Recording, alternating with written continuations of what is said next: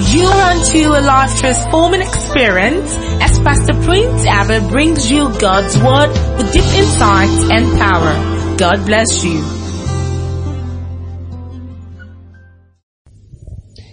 I've been privileged to be hurt a number of times. Actually, if you open my heart, what you see is so much of scars. I didn't say so much of injuries because I've already healed them. Yes. You see places, when they nailed Jesus, when they nailed him, when he came out, the scars were still there. If you go to heaven, that scar is still there. The blood may not be gushing out again, but the scar is still there. He told Thomas, look into my side. Can't you see? That's a sign. That's a sign. So if I open my heart now, I can show you, look into the heart. That's a sign. This thing happened to me. Now, it's there. The blood may not be gushing out again. But the scars are there. I've been hurt by sons. I've been hurt by daughters. I've been hurt by friends. I've been hurt by fellow pastors. There was one time I had a major hit. I'm happy I'm saying this thing. We had a major hit in ministry. Major hit. You need to see what pastors did to me. People I gave my, there are some pastors whose ministries I gave my whole life for it. Put in everything. Sometimes they invite me to come and speak. I go there, I speak, and I don't take honorarium, I just go away. I sow seeds into their ministry, believe in them, open up my secrets, open up my weaknesses, share things with them. Do you know these are the ones who took those secrets? That was why I went into finding out what are the qualities of a faithful friend. Because the Bible says a faithful friend who can find. What are the qualities of a faithful friend? One of the qualities is that if you find a faithful friend, he doesn't discuss your deepest secrets. He keeps it. Even to your death, he still keeps it. That's one thing you can find with me. I can tell you the truth. And some of you, your secrets, I have them hidden with me. I say even at the point of your death, it can't leave my mouth. It will not. I don't want to go into friendship service. I'm going to show you those 7 major characteristics of a faithful friend in one of our services. You're going to see it. So I had such people around me, but they couldn't. When things were going tough for me, when things were so rough,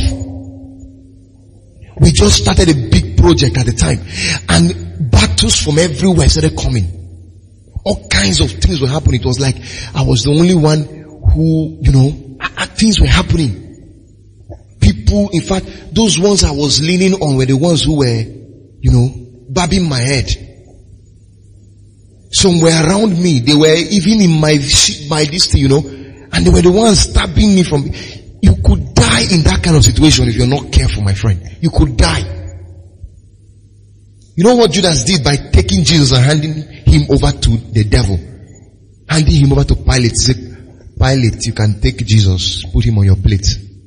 Do whatever you want to do. Suya, anything, pepper soup. Take him. And he collected 30 pieces of. They held meeting. Some of them came in a round table. And the subject was Pastor Prince. They were discussing. Because so many of them felt threatened by the future of our ministry. I said there's no great minister who have not been talked. If you are in ministry and people have not talked to you, go and cry to God and say, Lord, raise men. Raise giant stalkers. I'm telling you, you need to go and pray that prayer. If they have not started, your ministry has not been tried. Your ministry has not been proven. God allowed those things to teach me certain ways to go. So I now know who to trust. I choose who to trust. I am at peace with all men, but I don't trust all men. Because I choose who to trust now. So, those things, if I wasn't careful, the devil would have used them against me. Because at the time it was hard, I couldn't let go. When I think of this guy, this man I so trust, this man I so loved, so you could condescend this level to talk me. And what is even amazing is that the people they will even discuss you with are not even fellow pastors. They are even children. They are even children. They would start, my goodness. My goodness. I said, what? Me? Me, who if I hear anybody talks down a pastor, he doesn't need to be my friend. Just bring up an issue. Did you hear that, pastor? If I hear it again,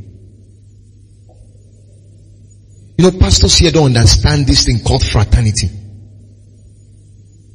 They don't know it. They don't know that ministry is like military. You can take a blow. You can take a shot in the battlefield.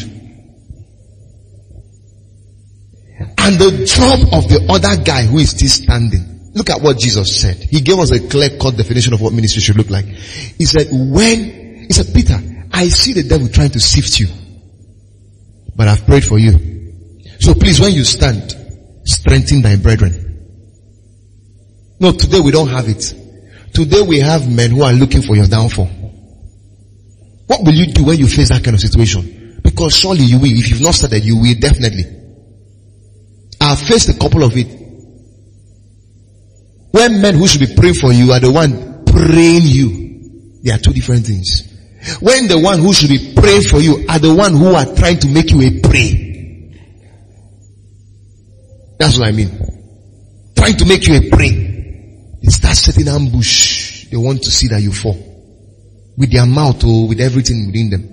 What do you do in that kind of situation? If you are not careful in how you handle it, it can destroy you. You begin to hold them in your heart. I had to release them. I mentioned their names. I won't mention their name in this service. I mentioned all their names before God. I said, Lord, you see this one, I forgive. It doesn't matter what I did for him or what he doesn't. Lord, I release him. Lord, you see this other one, I forgive. I release him. Lord, you see that one, I forgive. I release him. And anyone who I also hurt, Lord, help me to know so I can go and meet him and tell him to forgive me.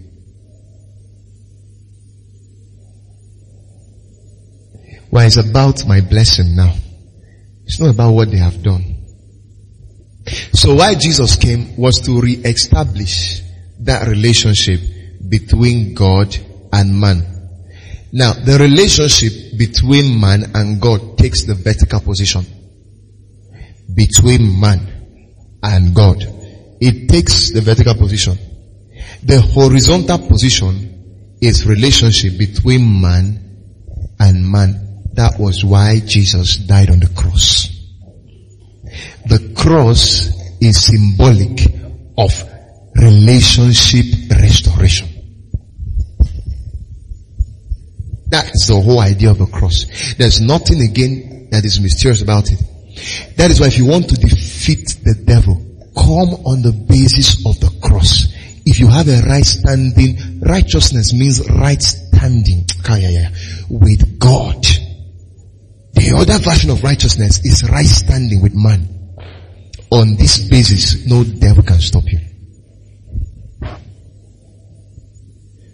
Righteousness, right standing with God. Then the other version is right standing with man. I say on this basis, there's no power that can stop you. When you come on the basis of the cross, when we talk about the cross, it's not a mystery, my friend.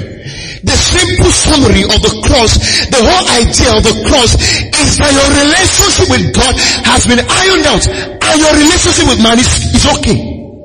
They look at how you relate man, it's okay. There's nothing that can say you have offense with this guy. He can't be mentioned. They look at your relationship with God, it is just perfect. It doesn't mean you won't make mistake. Right standing with God means that the price Jesus paid, irrespective of our deficiencies, has made us to stand right in the presence of God. He reconciled. All you need to have a right standing with Him, all you need is to believe on the finished work of grace. Is somebody hearing me now? That's the basis. If you want to approach based on your works, how many of good works can you do? I'm going to show you something. The second one, let's leave the issue of law. Let me show you something. I think this is why I want to draw out some of the things I have for you in this service. The second reason why your grace may be blocked off if you're not careful is called the law. Number one has to do with love. Number two has to do with the law.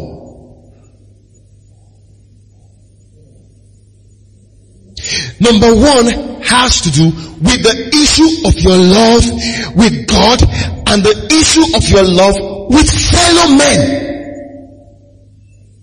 If these two things are not ironed out, don't expect that God's grace, God's riches at the expense of Christ would function in your life. Because what Jesus did on the cross, the summary of that ultimate sacrifice was to bring back the severed relationship between God and man, and the relationship that was severed between man and man on the premises of the law.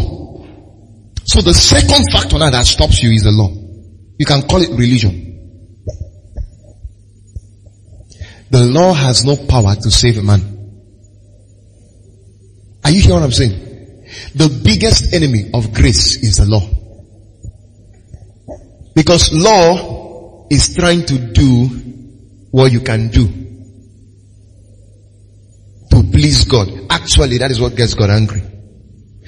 Every time you try to approach God on the basis of your own strengths, on the basis of what you can do, on the basis of what you have done, you are counting it for God. God, you remember, the Bible talked about these two guys who went to pray. One was Republican guys and the other guy, they got into the temple and one was saying, God, I've done this, I've done that.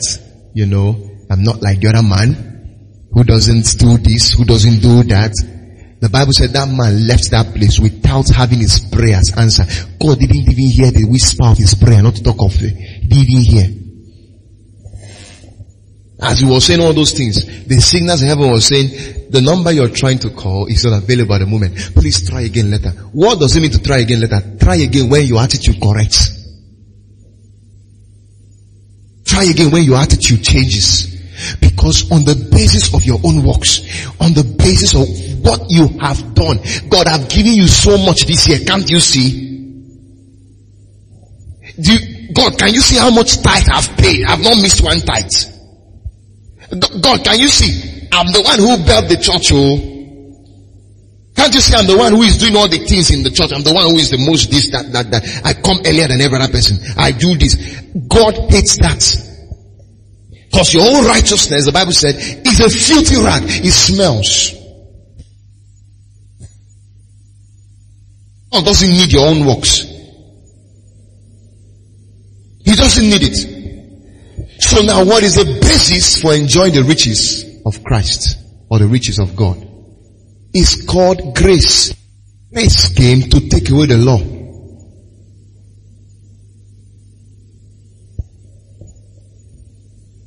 Grace came to take away the law. Because if you could do it, Jesus wouldn't have come. It was the same law that was keeping man away from God.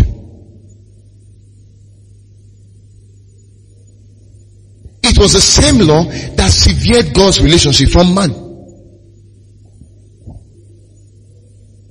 It was that same law that stopped the men of the old from seeing heaven. Do you know those guys didn't go to heaven? I told you in the other service. When those guys died, they couldn't cross over. They couldn't. They all stayed at a particular place called, it's called Abraham's bosom. That's what they call, the Catholic people baptized as purgatory today. That was where they kept all of them. They were all there. Waiting until when the ultimate price has been paid.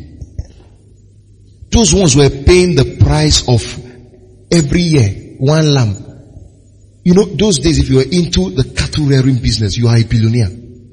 Imagine how many persons, one person will need one ram every year to kill and make sacrifice for his own sin. And the thing can only sustain you for 1 year.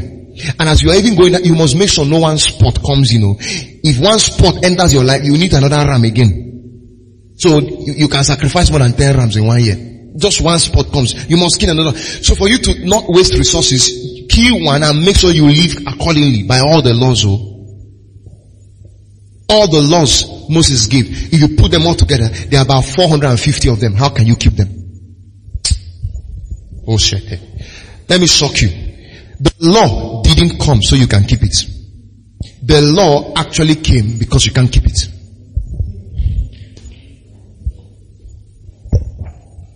I'm going to show you some very dangerous things now. Follow me. I said the law didn't come so you should keep it. The law actually came because you can't keep it. There are 4 revealed things for which the law came. Number 1, the law came to show you your weakness. The law came to show you your faults. The law came to show you your inabilities. For instance, if you stand before a mirror, what does the mirror show you? It shows you that there's a spot maybe on your shirt. There's a stain somewhere. But the mirror cannot remove it. The only thing that can remove it is grace. The second reason why the law came is to reveal God's standards to you and show you your inability to meet those requirements. Right? That's the second reason the law came. Show you how high the moral laws of God is.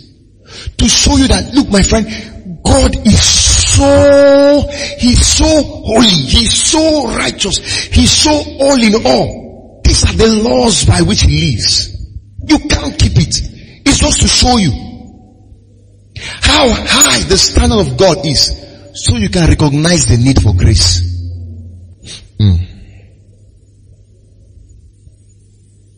Let me give you the third reason. The third reason it came is to show you how costly the law is. How costly keeping the law is. If Jesus didn't come, how much money would you need to budget every year for your own ram? Okay, now the question is, how much did you pay to kill Jesus on the cross? How much did you pay? That's the question. The only thing you need to pay is to believe. How much does it cost you to believe? 10,000 naira. Have you seen where they say salvation is for sale? But those days, salvation was for sale. You buy your own ram, my friend. So it was survival of the fittest. You go to hell if you don't have money. But now, irrespective of money or no money, Jesus made Himself available. God paid the price. He paid the money. He said, okay, Jesus, you are the one going. How much will it cost you to go? Okay, I'm going to risk everything I have. What will I risk now to pay for this ram? You are the ram who I want to send. I know I can't just send you without paying for this. It's going to cost me everything. Just name your price. What is it going to cost me to send you to die for the same people I created for my own pleasure? He said, you see all this kingdom and the riches in it, they are all yours.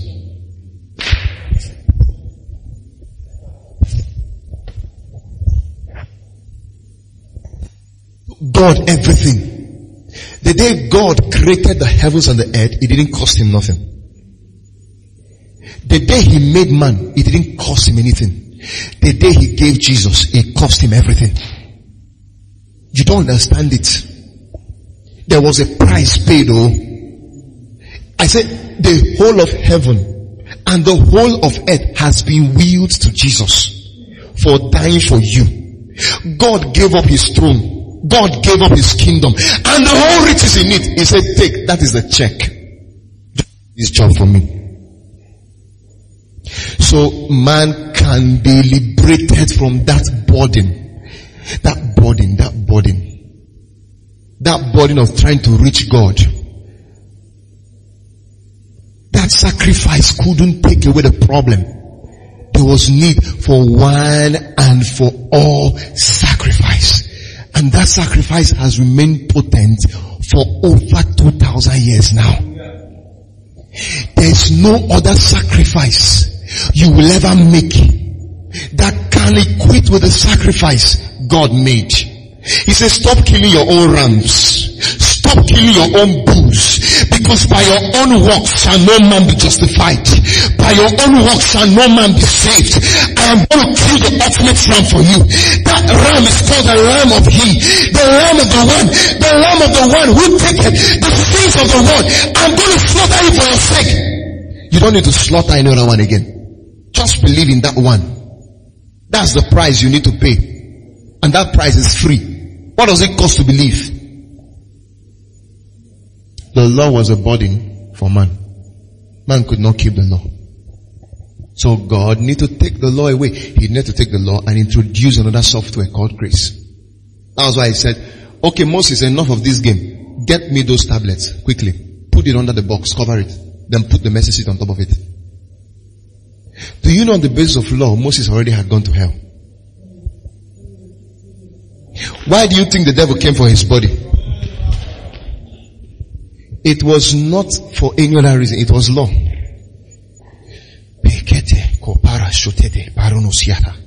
You know, when the guy died, on the basis of the law, the devil has a right to humiliate you. If you don't align yourself on what God has done, remove self, remove works, remove your own righteousness, your own attainment. Just come into Jesus' attainment. That's where you are secured and covered, my friend. Anything outside. Now you need to know why a lot of Christians die in motor accidents. He's a Christian, oh. He does everything well. But you're asking, why did that guy die in motor accident? Faithful Christian. Why? He thought his protection was in his righteousness. He thought his protection was in his holiness. He thought his protection was in his own works, how well he's doing. So God can't hurt me. The devil can't hurt me. I say 1 minute outside God's grace, the devil is going to humiliate you. Stop coming to God on your own attainment. Stop coming to God on your own basis, on your own qualification. You've got no qualification, my friend. Christ has become your qualification. The reason why you pray and God hears is because of Jesus. The reason why you sow seeds and you get the result is not because you know how to sow seeds. It's because of what Jesus has done.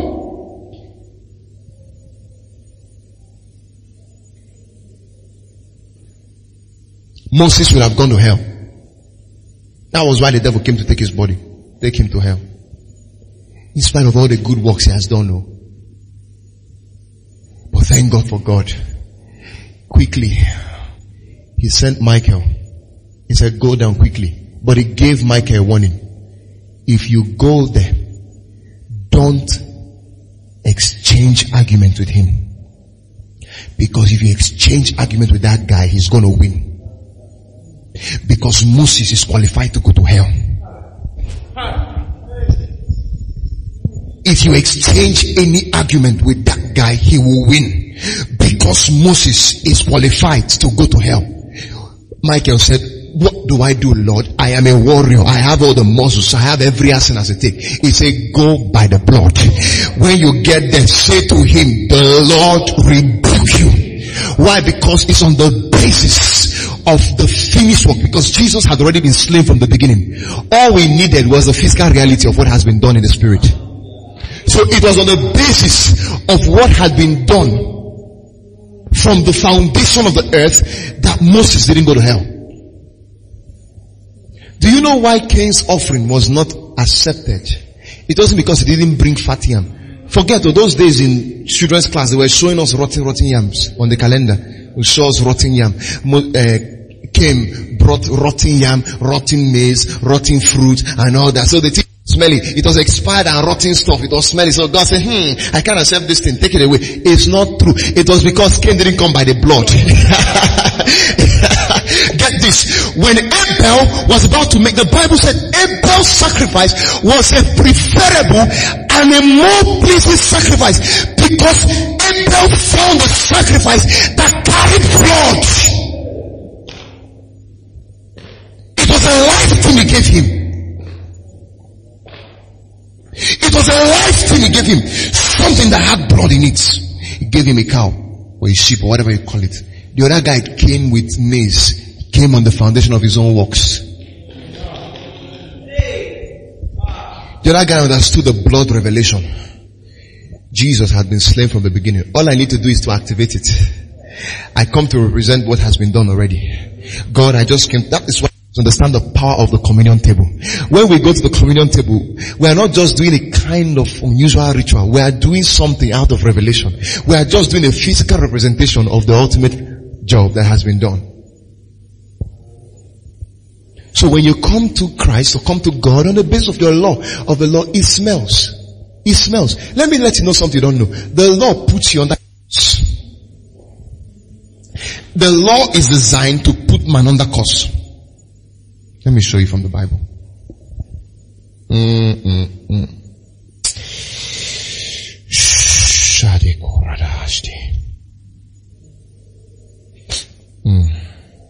Let's look at Galatians chapter 5. Jesus.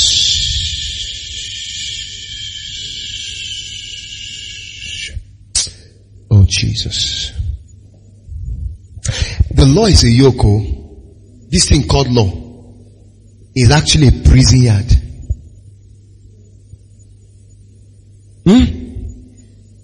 Are you hearing what I'm saying? Are you hearing what I'm saying? You know, our universities are busy accrediting law faculty. If I'm going to build a university, I will build a grace faculty.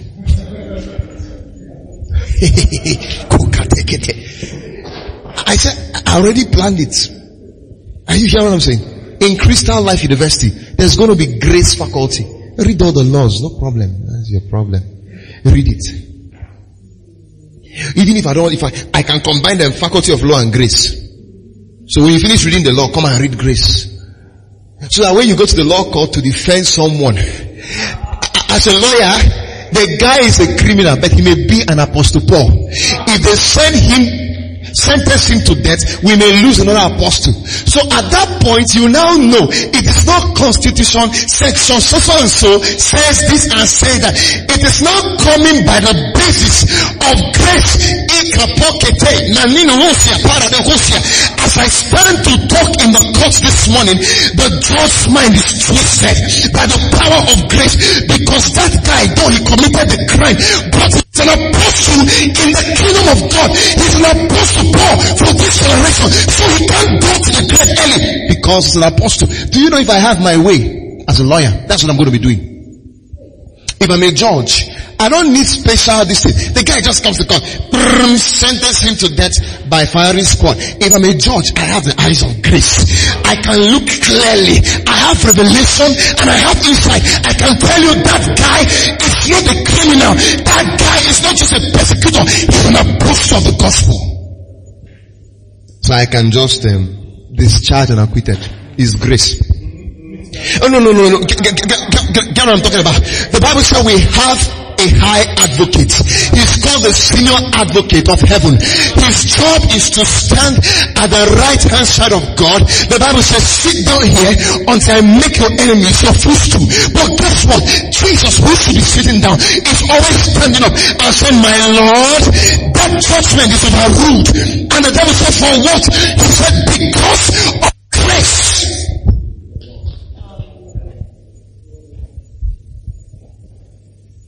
Stop coming to God by your own standard.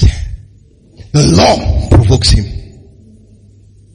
It's grace. You know, when you come on the basis of Jesus' finished work, God listens. Because that was the only thing he had. He gave it up. He killed him. He actually died.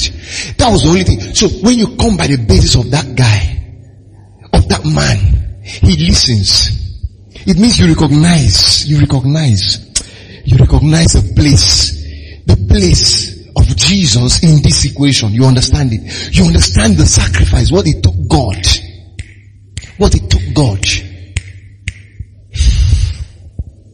So coming by, hey Lord, me, sick, Lord, I can't you see I've done this and done, Lord, his body was broken for my sake. His body, the chastisement for my peace, of my peace was upon him.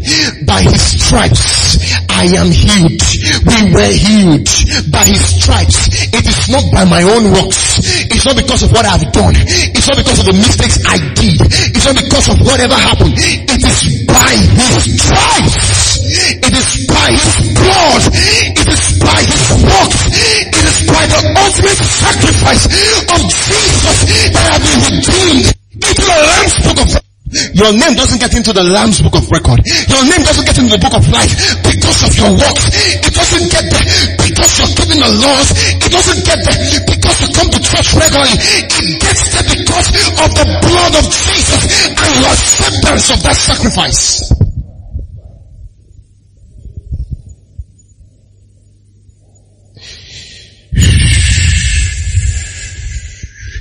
As long as you believe in that finished work, your name calls into that book. Nobody should deceive you. That's the basis. I said because you can't keep the law. I will show you. There are a lot of people who are making with laws in church. Go to such ministries and see how the devil has caged them. There are a lot of Moses' church in Nigeria. Moses' church. You stay there, you are dead, my friend. You go there day in, day out. You don't understand. Moses' church. God told me, if you want to release the people into their inheritance, the key is grace. Pastors, hear me. Don't ever condemn no man. Because grace makes us equal. Everybody can approach God. The worst sinner can come before God. Never ever condemn no man. Because the Bible says, from henceforth, we know no man after the flesh, but after the spirit. We now know no man after the flesh. We now know no man. That's why if you meet a criminal, treat him like a citizen of the kingdom. Not on the premises of what he has done. On the premises of, the Bible says, while we were yet sinners, Christ died for us.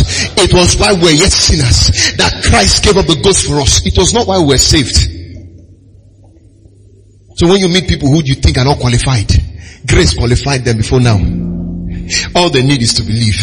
Because before now they have been qualified. The guy may have slept with 100 girls. The girl may have slept in more than 200 and something brothels. Grace already qualified that girl. That was what saved Mary Magdalene. The day Mary Magdalene ran to Jesus, what the people who were trying to stone her saw was adultery. What Jesus saw was the finished work. The grace was already made available for her.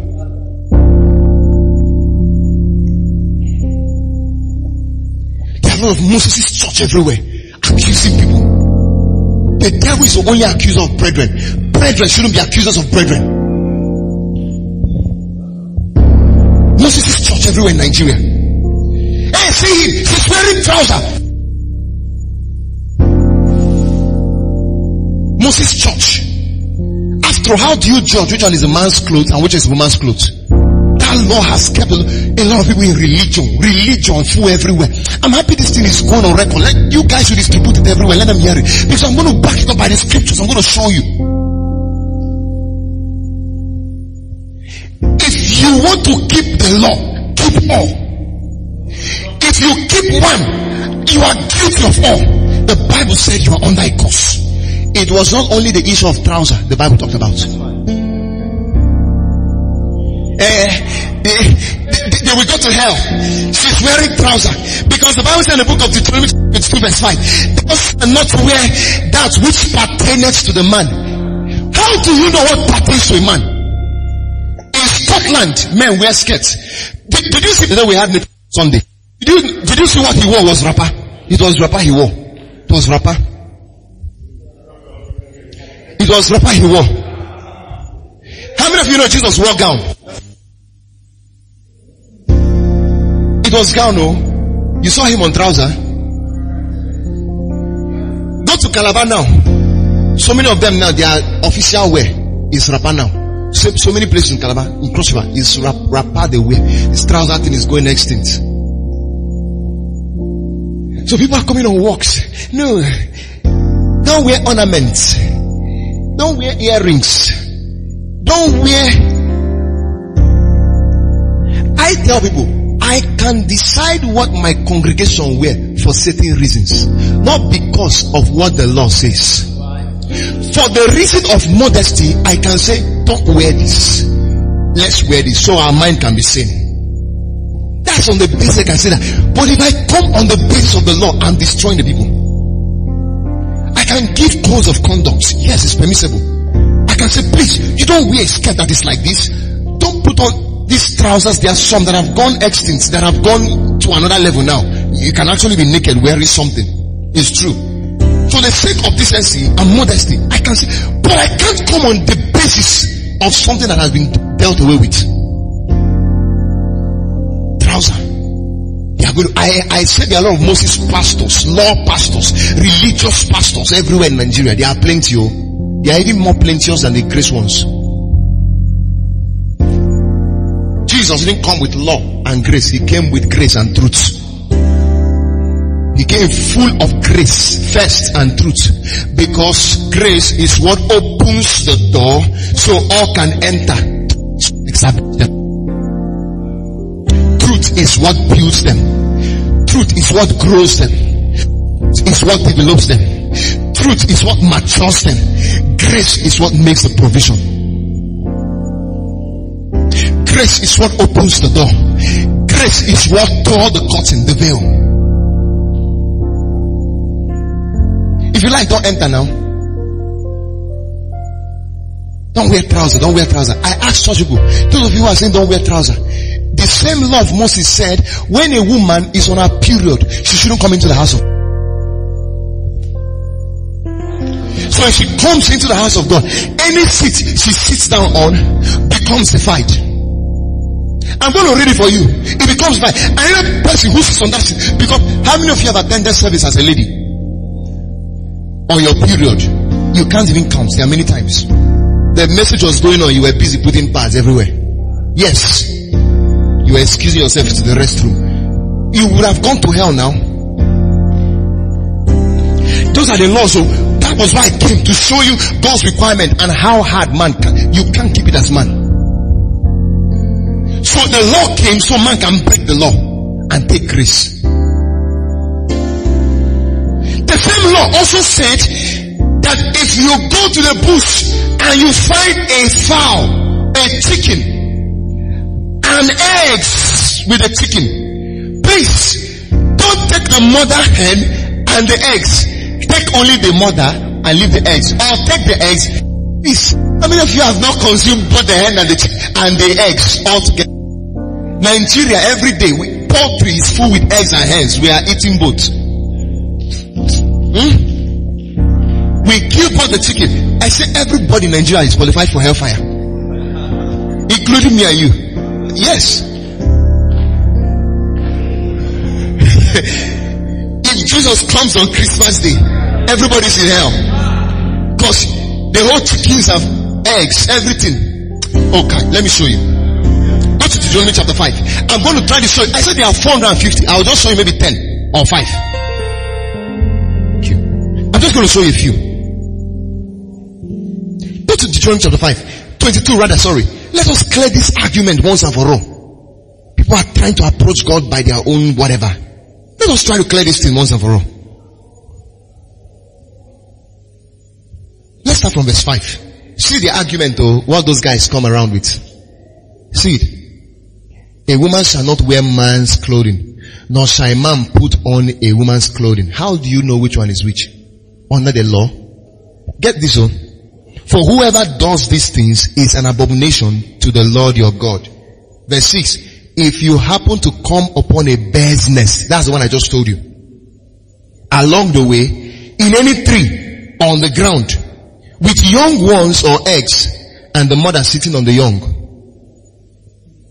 or on the eggs, you shall not take the mother with the young. The question is, why are you only picking on the trouser issue and not keeping this one? You are keeping the trouser on, but the Bible said you are guilty of all. On that basis, you will go to hell if you're not careful. I am preaching this message now for people who are Moses' congregation, Moses pastors. You were especially ordained by Moses. Moses laid hands on you and commissioned you into your ministry. That's the ones I'm talking to now. Let them hear it from the tape everywhere all over the world. Put the message, let them hear it. Jesus came to take that body once and for all. Okay, let's look at the next verse. You shall certainly let the mother go, but the young you may take for yourself, in order that it may be well with you, and that you may prolong your days. No, we have died now. Since child have been eating eggs and chicken together at the same time. I have died though. She? Okay, 8. When you build a house, look at this one oh. You shall make a parapet for your roof. What you may call a burglary proof. That you may not bring blood guilt on your house if anyone falls from it. Imagine how many people who would have gone to hell because of a building collapse. The guy built a house, and because somebody falls down from the house, you who builds the house, you carry the blood of that person on your head. Because you didn't put a burglary proof or something. Can you imagine that? Whether the person fell by his own carelessness or not, you are the one who is going to hell. That man in Lagos whose building collapsed would have been in hell by now. That day, that was the day fire would have struck and he would have died. What you don't know is that the law makes God's anger fierce. Grace tampers it. You can't keep it. God is so fierce. He's not just, one other side of God is justice. If God gives you what you deserve, you are not going to be here by now. That is why grace is called the undeserved merit of God. If you get what is due to you, my friend, you are not going to be here by now. That day you were born, because you were born in sin, that day you were born, you are qualified to die alone. You are qualified to die. Okay, let's read it. 9. You shall not sow your vineyard with two kinds of seed, lest all the produce of the seed which you have sown and the increase of the vineyard become divided. How many of you have ever planted yam with maize, with melon and all of that put together? Thank you. Mixed cropping. Good. It's called mixed cropping. The law brought monocropping. Grace brought mixed cropping. Grace really got into agriculture. Can you imagine that? Look at that nonsense.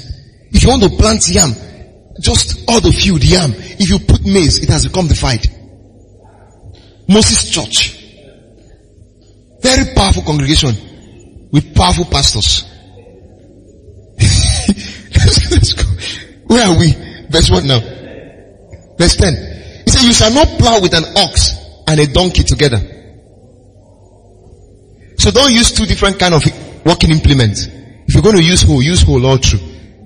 And you must make sure the hoe is produced by Julius Berger. If you use the one produced by Julius Berger and John Boats, you are gone. Don't use an ox and if you're using tractor, use only one brand of tractors. Don't add Caterpillar. You are going, my friend. 11. He said, you shall not wear a material mixed of wool and linen together. Let us look at what my sister is wearing. We are all in hell right now, my friend. We are qualified. He said, if you're going to wear only wool, wear wool all through. If you're going to wear cotton all through. If you mix one wool, even if it's muffler, you're putting.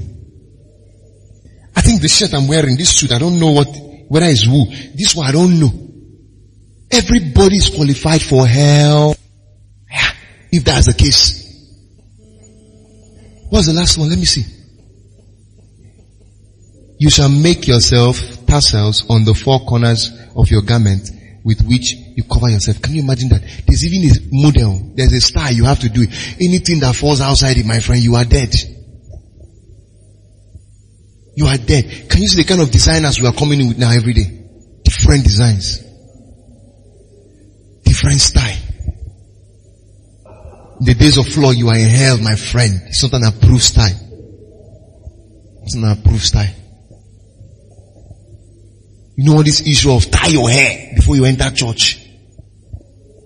Tie it very well. They don't know what that scripture means. I say, why don't you tie that same hair when you go to market? Why don't you tie it when you go to office? It's church, you tie it.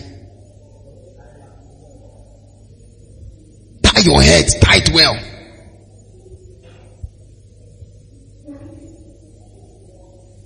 This was the yoke and the burden the law came with. This was, let's read something quickly. Quickly. Woo! I rejoice in the Lord. Let's look at Romans quickly. Let me show you what Jesus. Woo! Glory to God. You're no longer under the law. Stop carrying that yoke. Jesus took it away. Let's look at Romans chapter 5, verse 17.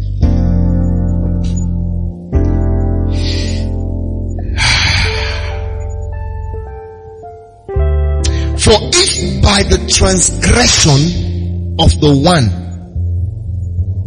death reigns through the one, much more those who receive the abundance of grace and of the gift of righteousness.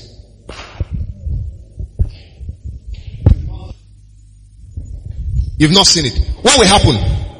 They shall reign in life through the one, Jesus Christ. It didn't say they shall reign in heaven.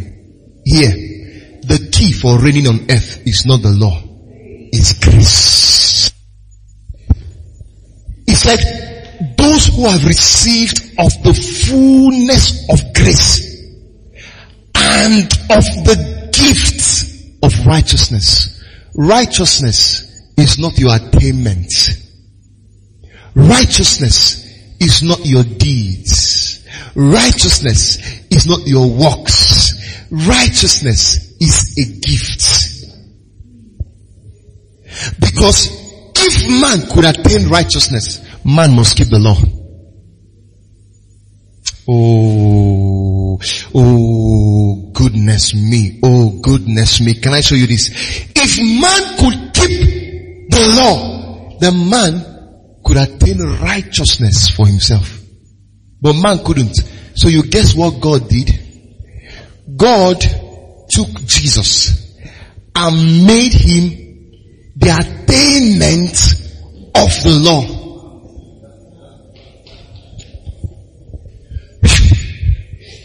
Even angels could not keep the law. Do you remember in heaven? A big announcement was made. Who can open the scroll? Who? The Bible said that day the whole of heaven was silent. The whole heaven, if a pin dropped in heaven, you could hear it from the gate of heaven. The whole place, angels went into their hiding. Everybody, even the 24 elders, everybody went into their hiding. They kept quiet. Only one was worthy. And they cried out, worthy, worthy is the Lamb of God who taketh away the sin of the whole world. It was on the basis of Jesus' attainment that the gift of righteousness was given to us freely. So when we say, I am the righteousness of God in Christ, it means God or Jesus became righteousness of God. What we could not become because of God's standard, Jesus became it for us.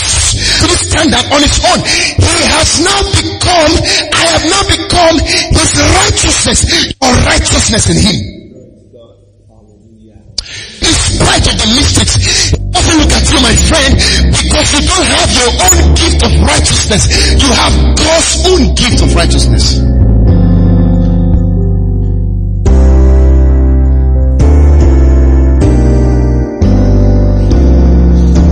Somebody hear what I'm saying now? If you want to enjoy grace this year, suspend all the strife and the malice and all the forgiveness. Then another one to suspend is suspend law. Walk in love, walk in grace, you have the results. If somebody hear what I'm saying? This year, walk in love. I said it doesn't matter who is hurting you, who has failed you, who didn't do well for you. Just walk in love, walk in grace. All your needs are met. These are the two things. I said no devil can stop you. Stop carrying eyes for people. Are you hearing me? Don't. The year of is the year of Jubilee. It's a year where you should be sowing just once and you're getting 3 in return. It's a year where you're taking one step and 10 results are coming in your direction. The year of grace is a year of Jubilee. That's what the Bible said.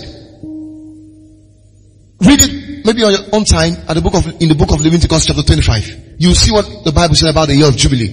And there are a couple of other scriptures. It's a year of divine settlement.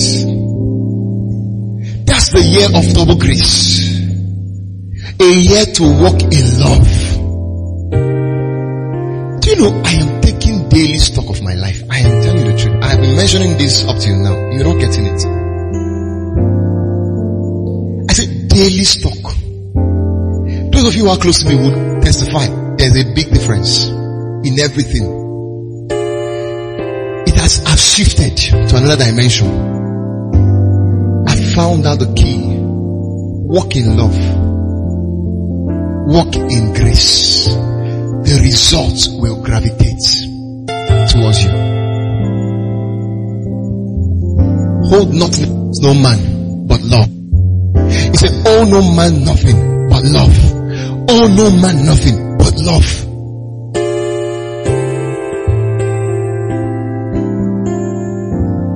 Hallelujah. Hallelujah. This year, get ready.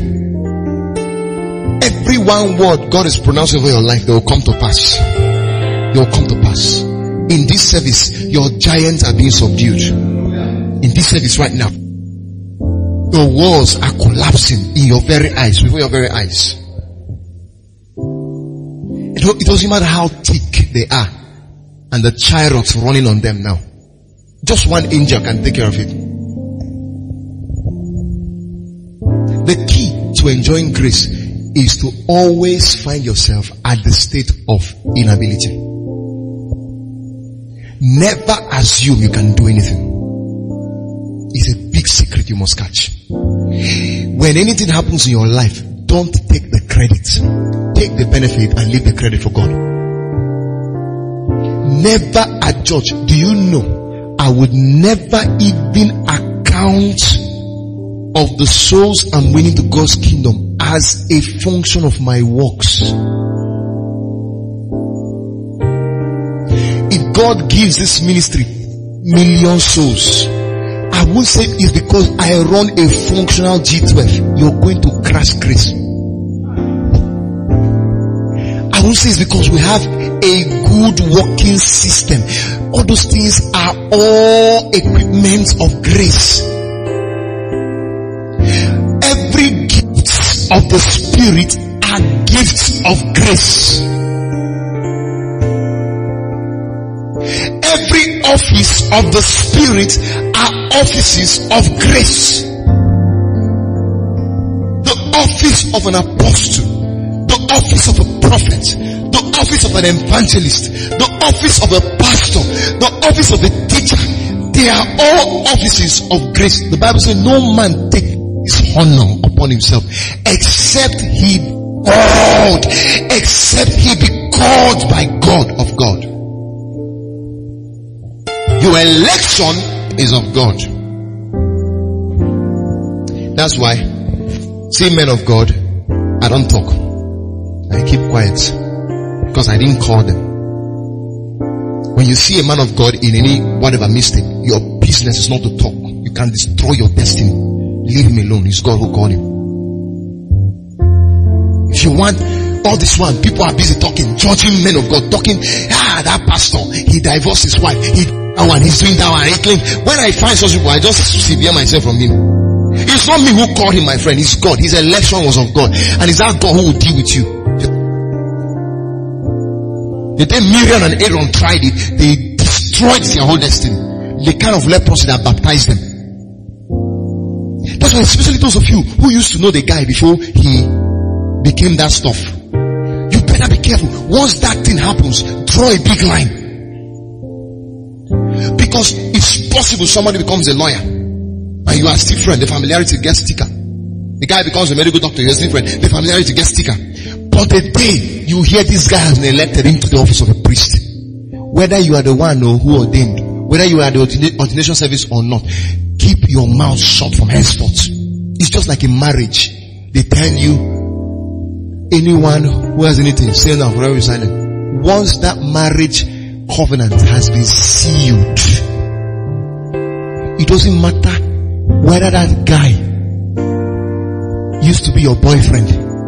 It doesn't matter whether he gave you pregnancy somewhere.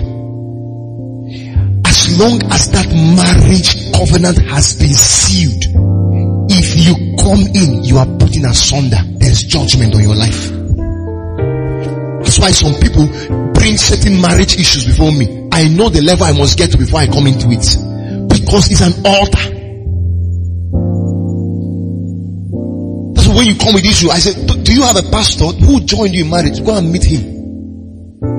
I have spiritual wisdom. I have spiritual understanding. I don't want to die in time. Even as a priest, I don't have right to everything.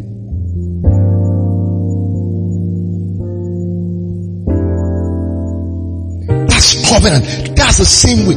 When God has elected his servant, it is God who has the authority to deal with that guy, not you. I beg you, never catch yourself. If you have been guilty of it in this service, cry for grace now. Let grace have mercy on you. It can crumble, especially your finances. It will barb your finance.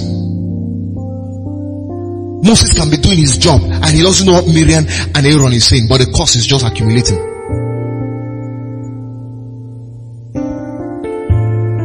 There are people who are good at that. You find them sitting together, they call you. Come, did you hear what happened? If what happened, tell me. Do you know that pastor? Gist me more. They are costing you the more. There are people like that who won't see the good work the man is doing. What God is doing with the man. They can't say, oh, even if for any other thing, at least for that good work you're doing. Let Nigeria become that kind of nation. You will see what will happen in this country. Thank God. For that man's sake, people are having meaning in life. Oh, we give God praise for that. That's a good place to give him praise. Why are you putting your eyes on his mistakes? When you're looking at this, he eyed one lady, he eyed one sister. Do you know the guy was angry that day and all that? Do you know the guy couldn't even pay for that stuff and all that and all that? That's what you're looking at, flaws. Do you know the guy is even owing me? Flaws, that's what you're looking for. Then you are quick to forget all the nice things he has done in your life. All the deposits he has put in your life. All the knowledge he has put in your life. You forget it. You forget how many persons have been reconciled back to the kingdom of God on the premises of his answering the call. God doesn't call qualified men, because by law shall no man be made justified. It is by grace. No servant of God quotes me, including my papa, including God's generals like the Oyedegbos, are qualified to take the call. It is an election of grace. Not even Kenneth Hagin, not even Ketrukuma. Ketrukuma was even into all kinds of adulterous acts before she got into the stuff. But picked the woman to all kinds of adultery. That's when I see people who are into all kinds of things today, I don't judge them quickly. Because I know God can take a Saul and make him an apostle.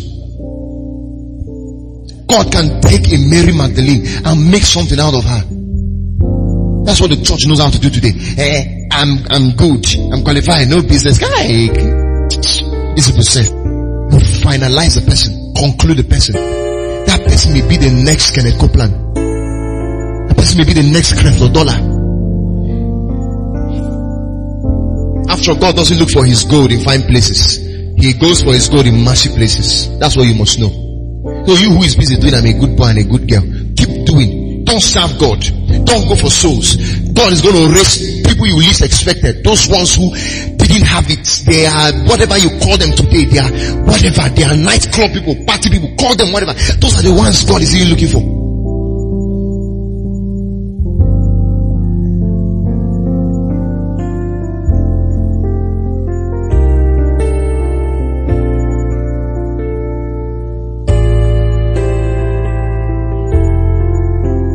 Lift up your hands.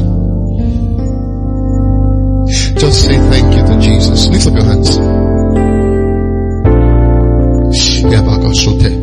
In 1 minute, when I think about the grace of God, it makes my heart gross. It makes my heart swell. What can you do to earn it? I need somebody to just thank God for grace. Thank God for grace. Thank God for grace. It was grace. It was grace that found me. Grace turns my disgrace. Grace took the yoke of law from me. It was grace.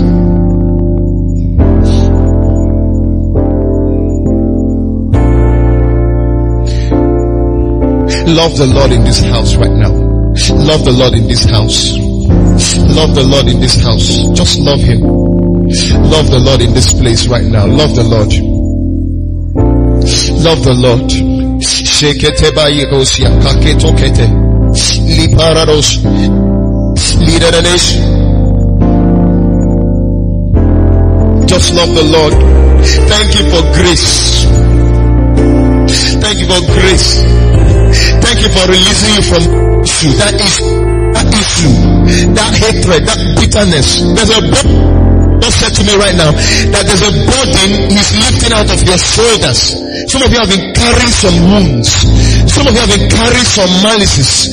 Some of you have been carrying some hatred, some bitterness. I heard God saying that He's releasing grace right now. You have found it difficult to forgive. You're finding it difficult to let go. You're finding it difficult to release that person, to forgive. He said there's grace coming right now. Grace. Grace. He's justifying you right now. He's justifying you right now. Christ has become your justification.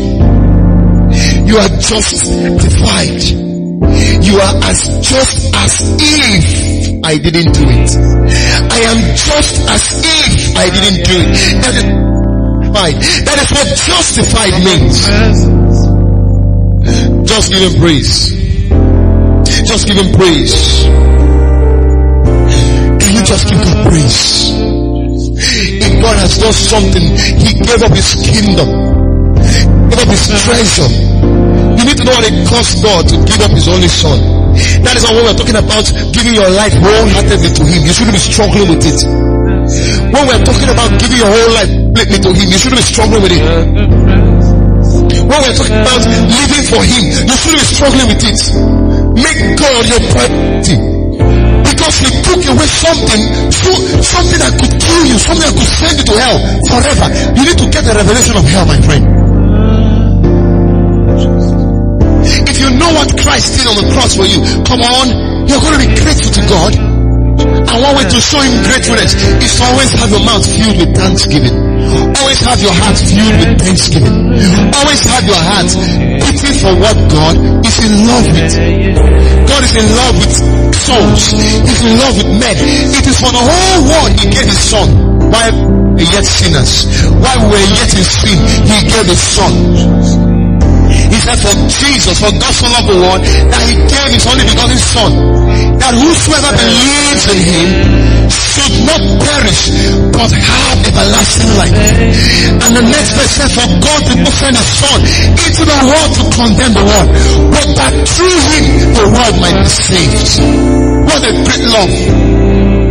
What great love has a man than this, for a man to lay down his own life for his friend.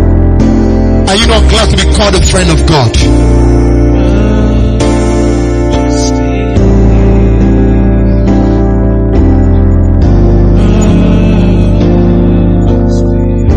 We give you praise. Thank you, Jesus. We thank you for your love.